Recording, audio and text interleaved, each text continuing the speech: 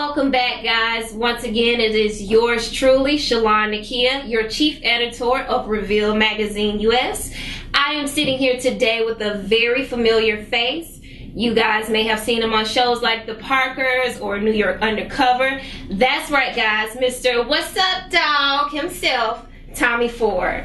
I see some hungry days ahead. Much, brother, you beat her like she stole something. Got the drawers, okay?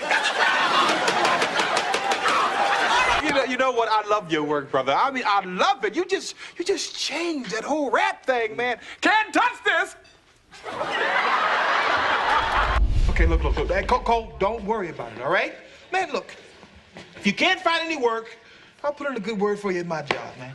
You ain't got no job, man! How are you? What's up, dog? I almost had it. I know you had it. I've been practicing that all day. Yo, you did a good job. I have. So, welcome. Thank you for doing this interview with us so that we can, once again, you guys, introduce to you guys the world's best kept secrets. So, we're going to find out things that you have not seen or heard about Mr. Ford. We know that you played on Martin, of course. Yes. Everybody loves Martin, I'm sure, right? So, just tell us a little bit about yourself, things that we don't know. Tell us about your journey to success. What were you doing even before Harlem Nights and Martin? Yes, Harlem Nights, guys. I bet you guys didn't know that either. So tell us, what were you doing before then? Wow. How did you actually get there? Harlem Nights was actually my first film. I was right out of college, just graduated from USC, their fine arts acting program.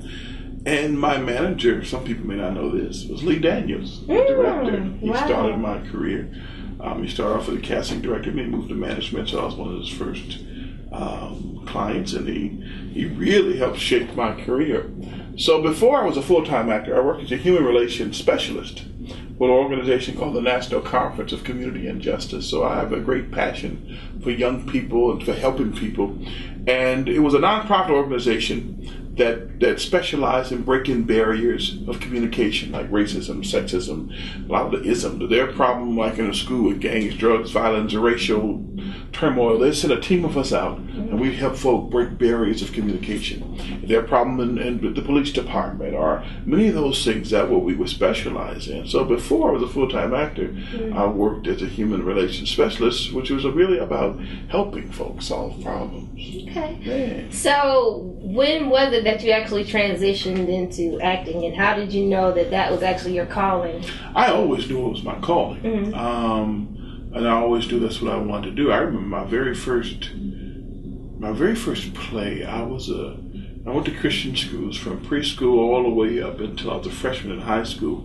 So in the 8th grade, you do a farewell performance to the rest of the student body and parents and all. And I was a class clown. I liked making folk laugh, and I used to get my behind toned up every time. So the teacher was like, you know what, we need a lead for the play. Okay. I ain't doing that acting, singing stuff, that sissy stuff. Nobody doing. I'm gonna dunk on somebody. That's what I'm gonna do. I play football. I like to flatten them out. I can see that. Oh, yeah. Oh, every fat man like to flatten them out every time. I didn't say it. So I remember my teacher saying, "Well, you know what, Mr. Ford, we need to leave for the play, and your mom sent me that note saying if you ever get any problems with you, let her know." And I said, "You know what? I feel that acting bug just about to bite. You gonna call my mama?" And it was amazing because everything you could imagine could go wrong went possibly wrong. Folks forgot their lines. They forgot their props. I mean, everything went wrong. But amazingly enough, it was just very natural for me. I was a good athlete, but I wasn't a natural athlete. I had to work hard to become a good athlete. And this was something, it was just very natural for me to do. And at that point, I knew this is what I wanted to do. And after talking to my parents, they're like, well, we don't care what you do as long as you go to school. You can be a basket weaver if you want to, as long as you have a degree in basket weaving, amen? So that was when I knew at an early age that this was my calling. This is what I was going to do.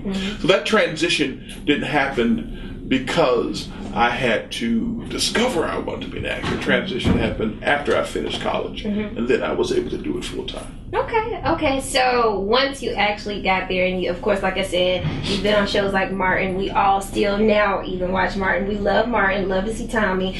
Jamie Foxx show, New York Undercover. Even with that, what was that experience like for you when you was like, I've made it? What was your wow moment? I never even now, I don't feel like I've made it. There's so much more I want to accomplish. What do you mean? There's so many more You want to things trade I want places? to do. No, I don't think I do very well with breast. But what I'm trying to say is that there is so much further, so many more goals I want to reach and things I haven't experienced yet. And yes, I've had a few successes, but I'm not satisfied. I'm not. I still want to grow more. I want to learn more. I want to explore more and expand more. And I'm working every day to do that. I teach acting workshops all over the country. And one of the things I tell young people all the time is every day you wake up and you don't have a zeal to uncover, discover, or recover something, you might as well stay in the bed. So there's still some things I need to uncover. There's some things I've lost I need to recover. And there's something, so to uncover this, and there's some things I need to discover. And I'm still learning and growing, and I'm excited about that. So I'm still on this journey toward success. Okay, so do you have any films, anything that you're producing right now coming up? There's so many amazing things happening right now.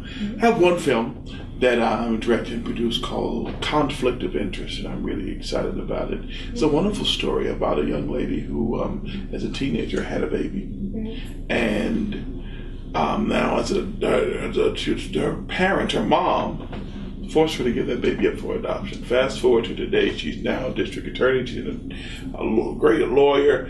The lawyer comes in with a young man who was arrested because he was doing graffiti. Well, she finds out that actually what happened was the other guys were doing graffiti, and he would go over and do artwork over the graffiti to beautify the neighborhood so it wouldn't look so bad. He got arrested because it's still against the law. She had to prosecute this guy. He hands her a piece of paper. He sees this birthmark. And she has a flashback of the baby she had at a birthmark. Exact same location. She asks his birthday. He says the month she finishes, the date and the year. And she says, I see you're adopted. So it's conflict of interest because she's supposed to prosecute a guy who she really feels is her son. So she has to figure out, this is my son. Interestingly enough, she and her husband look out the window one night and, they're on the date. And guess who's kissing her goodnight? Hello! So it's a conflict of interest. It's an amazing story about finding out if this is her son, particularly, and the urgency heightens really fast when our daughter, who's a freshman in college, is attracted to the senior in college. That's a mess. Who might be her brother. He is a mess. Then there's another film that's shot here in Atlanta called Switching Lanes. A wonderful, wonderful piece that, in fact, on August the 1st, at the Hank Stewart Foundation's White Linen Party, we're going to be featuring this part. We just spoke to Mr. Stewart. Check his interview out, guys. Yeah, check his interview out. And a wonderful cast. We had Academy Award winner Michael Lerner, who was also in my first film, Harlem Night. He was Bugsy Calhoun. Oh. He said, cut my throat and shoot me in the head. And we had Marla Maples, who was Donald Trump's ex-wife, and Terry Devon and Kim Fields and Kenny Lattimore and Fred Hammond and Wes Morgan, and it's just an amazing group of amazing actors. In fact, there's a movie that just came out about a week ago called Dope. And the lead, Shamik, who's also in this film. So it's an amazing story, but the story is interesting because the story about a set of twins who were kidnapped when they were children at 3 years old.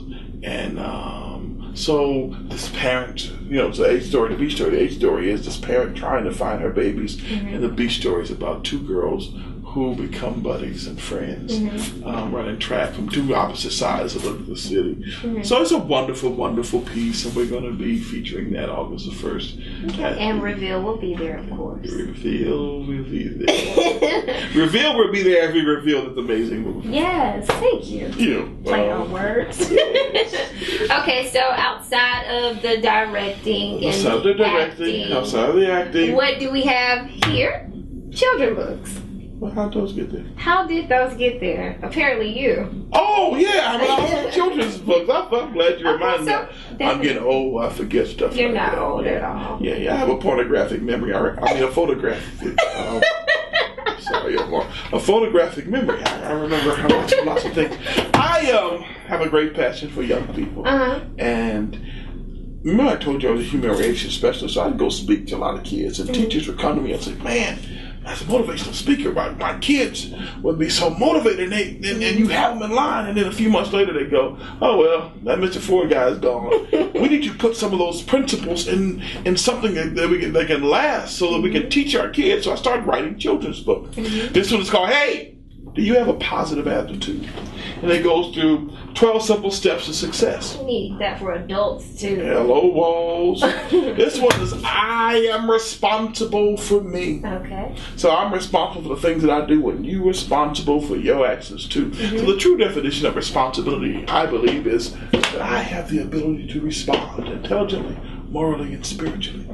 So manhood is not about whether I can dunk a ball or how fast I run. It's whether I'm responsible. Responsible. Am I able to respond intelligently, morally, and spiritually? And I have a group of activity coloring books called Stop the Violence, Be Still and Know. There are many schools around the country, and I have a spiritual one called Be Still and Know, and goes from each page identifies, it goes to the alphabet from A through Z, identifies a challenge in a young people's life: peer pressure, loneliness, mistakes. It has a vocabulary word which identifies the challenge. It has a definition of that word which defines the challenge. It has a Bible verse which gives a biblical solution to that challenge, a question and answer to help them apply that to their daily lives. So this is an activity book to help young people, guide them toward the many challenges that we're going through in our daily lives. Absolutely. I think that's an amazing idea. So where will we find these at if somebody wanted to purchase them? Somebody wanted to purchase them, you go to my website, go to TommyGotAJob.com. Tommy got a job. I got a job, dog. That's really good. So before we wrap things up, I'm like not a I rapper, tell. I'm an actor. Not bad. I'm kidding. Okay, so before we wrap things up, so Reveal, once again, is all about elevating, empowering, inspiring. Definitely want to do all that. So what's a message that you would have for an aspiring actor or actress, or someone just looking, they don't know how to get their dreams off the ground? You've been in that stage in life where it's like, okay, I can do this, but here's where my passion is. How do you get to that point, and what message do you have for our viewers? If you've ever seen the Martin show, they used to say that Tommy didn't have a job. I believe that there's a difference between my job and my occupation. My occupation, things I do to get a check, things I do to eat. Amen. Amen. Bible says a man don't work, he don't what? He don't eat. Amen. Amen. I'm 300 pounds. I'd like to get my eat on down. It's because of height. Yeah, okay. Call it what you want to. So my occupation, things I do to get a check. I offer a service. In exchange for my service, for my gift, for my skill, I get a check in return. But when I'm doing my job, I believe it's a little different. I believe when I'm doing my job, I'm doing what I'm born to do. We're all born to do something. That's right. And it's a part of the thing we talked about earlier about every day uncovering, discovering, and recovering. Yeah, I have to do my job. And my job is more than just getting a check. That I have to, God bless me so I can be a blessing to somebody else. I can't just get what I can what I get, then sit on my can. I'm going to say it again for those of y'all a little slow like Omar. I can't just get what I can what I get, then sit on my can. I believe that my job is to be about our Father's business. Our job is to work the work of Him who has sent us. While still day, for the night comes, no man shall work. Our job is to live out our purpose, our vision. So I believe, and my advice to any young actor or whatever business that you're in, is understand your job. Understand what you're here to do. Without a vision of people who are passed without a job, you're going to surely die. But you know what? A lot of people will say, I don't know what I'm supposed to do. I don't know what I'm here for. What's my purpose? How do you figure out what your purpose is? A lot of people, I think, especially my generation, we're in that dormant stage where it's like, what am I supposed to be doing? And it's a lot of stands on like social media. I know I'm just not here to pay bills and die. You're not. But how do you get to that point where it's like, what am I supposed to do? And you discover what you're calling in. You know, it's interesting. A bird did not have to go to flight school to learn how to fly. That's great. That's what he was born to do. So the seed of greatness was put in every one of us, just like the seed of the bird. The flight was put into the bird. So my job, my purpose, my goal is not only to bring out my greatness, but I have to replenish the earth. I have to make sure that my goodness brings out your goodness as well. So part of my job, part of my purpose is one, to be great. The Bible says it's about being fruitful and multiplying, but a lot of people confuse that. They think that's about having babies. But I'm supposed to give thought, give birth to a thought, a concept, a philosophy. Watch it grow. Watch it multiply. Then I got to replenish the earth. I can't just keep it to myself. I got to make sure that you're growing. And my sister, I am my brother's keeper. I am my sister's keeper. So part of my job is understanding that my purpose is not just to be here for me, to give birth to a thought, a philosophy, a concept, the gift that I have, and make sure that it multiplies. If my gift is only about serving me, then it's not my gift. It's not my purpose. Because I can't grow anybody else or anything else if I'm just thinking about me. And in order to, that growth, that skill, that job, that gift has to replenish the earth. I have to be able to give back. Absolutely. And if I'm not giving back, then I'm not living in my purpose. So whatever that gift, that skill, that purpose is, it has to be defined by one, what am I giving birth to? What am I growing? What am I developing? What am I giving? Secondly, how do I become a blessing to somebody else? How could my gift be a blessing to your gift? Because your gift is no threat to my gift. Our gifts work together. And they complement one another. So those who have a hard time discovering their purpose are those who have a hard time discovering how beautiful, amazing, and awesome they are. Because who wants success, it doesn't make me beautiful. Wealth doesn't make me valuable. It is a result of me knowing how valuable I am. Success is not what makes me beautiful. It is a result of knowing how beautiful I am. So whatever that is, whatever gift that I birth, I have to make sure, one, that I can multiply, that I can grow. And then secondly, that I can replenish the earth, I can be a blessing to somebody else. And thank you for helping me grow. No, seriously, I appreciate it. I really do. So I thank you once again for doing this interview with Reveal, sharing everything you have today with our viewers as well. I'm pretty sure you guys have learned something from Mr. Tommy. So guys, once again, we have shared with you all more of the world's best kept secrets. I'm sure you learned something today. Check us out on Instagram, on Twitter, on Facebook, Reveal Magazine US. Check out the website today. Make sure you subscribe to it, revealmagus.com, and we will see you guys next time. See you next time, dog. Hey everybody, this is Tommy Ford. What's up, dog? Actor, director, producer, youth activist. I need you to know something. I've been revealed. Invigorating. Empowering. Unique. It's not just a magazine. It's a movement. Reveal Magazine US is an online publication that features young, professional, and minority entrepreneurs. Are you an entrepreneur on the rise? Should we reveal you next? If so, send us your information at info@revealmagus.com. Here's your opportunity to be revealed.